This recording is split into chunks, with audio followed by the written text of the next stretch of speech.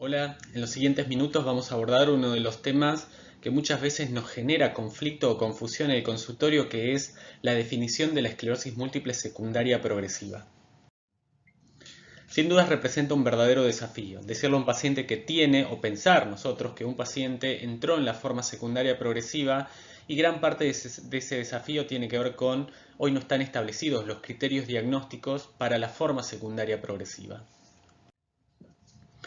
Este es un gráfico con el cual muchos estamos familiarizados y que tiene que ver con la historia de la enfermedad en un paciente determinado. Por lo general desde la etapa subclínica o preclínica, en donde se activa la enfermedad y empieza a generar todo el mecanismo inmunopatológico, la instancia clínica, la aparición de recaídas en algunos pacientes o la acumulación de discapacidad de forma progresiva, los episodios de recaídas y las remisiones, y en un punto esta transición y la acumulación de discapacidad, ya sea dependiente o independiente de las recaídas, ingresando a la forma secundaria progresiva. Y una instancia más avanzada en donde los fenómenos inflamatorios focales, desde el lado de recaídas o lesiones focales en la resonancia, ya no son evidentes y lo que vemos en el paciente es una acumulación sostenida de la discapacidad. Desde el 2013, la clasificación fenotípica de esclerosis múltiple empezó a contemplar estas instancias de progresión, ya sea fenotipo primario progresivo, donde vemos una acumulación de la discapacidad sin que se presenten recaídas, con instancias de amesetamiento en la acumulación o incluso de mejoría, pero con una tendencia a la progresión de la discapacidad, a la acumulación de discapacidad. Y el fenotipo secundario progresivo,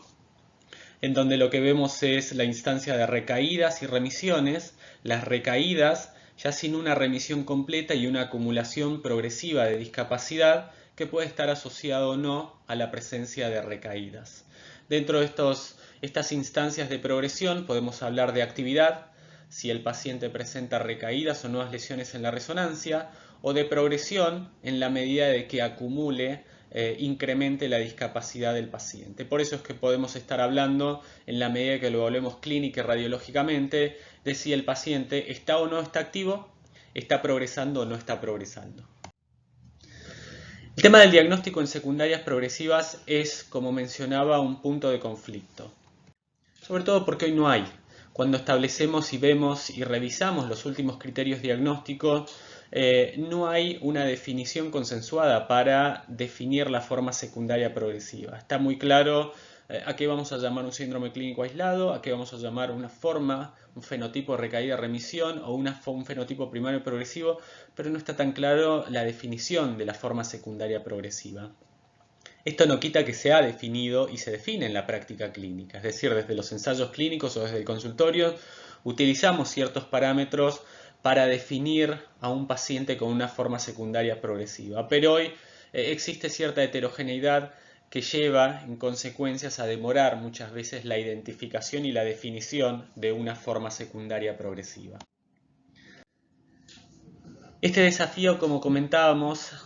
se traduce principalmente en poder definir o identificarlo de forma tardía. Cuando nos encontramos ante una definición en un paciente de una forma secundaria progresiva, existen altas chances de que haya pasado bastante tiempo. En promedio, hoy tenemos algunos datos que hablan de 2 a 2 años y medio en promedio de esta etapa de transición hasta que a un paciente se le define o se le dice que está en una instancia secundaria progresiva. Es bastante tiempo cuando consideramos la inmunopatología de la enfermedad y estas ventanas terapéuticas de las que siempre hablamos. Estamos hablando de un diagnóstico retrospectivo, siempre estamos mirando para atrás y la progresión y la acumulación de discapacidad independiente de las recaídas en un paciente que nos lleve a definir una forma secundaria progresiva. Y eso sin dudas es una limitante. Cuando tenemos que dejar pasar el tiempo para poder mirar para atrás, nos encontramos muchas veces con esta pérdida de tiempo. De ahí el intentar establecer o utilizar ciertos parámetros que nos permitan definir una forma secundaria progresiva. Quizás la aproximación más basada en la evidencia radica en este trabajo del grupo de MS-Base,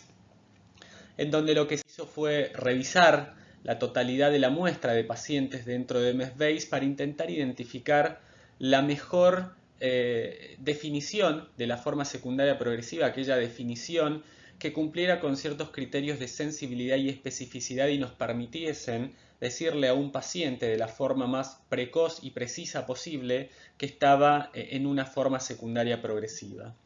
El grupo evaluó 576 posibles definiciones y utilizó la totalidad de la muestra de MS-Base de los pacientes que habían ingresado a formas secundarias progresivas y que cumpliesen con ciertos aspectos para poder evaluar la sensibilidad y especificidad de las distintas definiciones. Este es el flujo del análisis que se hizo utilizando los distintos pacientes incorporados en la base y aquellos pacientes que cumplían con los criterios de inclusión y las distintas definiciones posibles. Y después de hacer el análisis de la totalidad de las definiciones posibles, la definición que más sensibilidad y especificidad demostró fue aquella en la cual se contemplaban ciertos aspectos de la progresión en el tiempo, pero también ciertos aspectos del examen físico del paciente. Se estableció que para poder definir que un paciente entraba en forma secundaria progresiva, debía tener una progresión de la discapacidad medida por EDSS de al menos un punto en aquellos pacientes que tenían un EDSS igual o menor a 5.5 o de 0,5 puntos en pacientes con un EDSS de 6 o más. No debían tener recaídas en los últimos tiempos y al momento de progresar el EDSS tenía que ser de al menos de 4 con alguna afectación de la vía piramidal que estuviese incrementando el EDSS.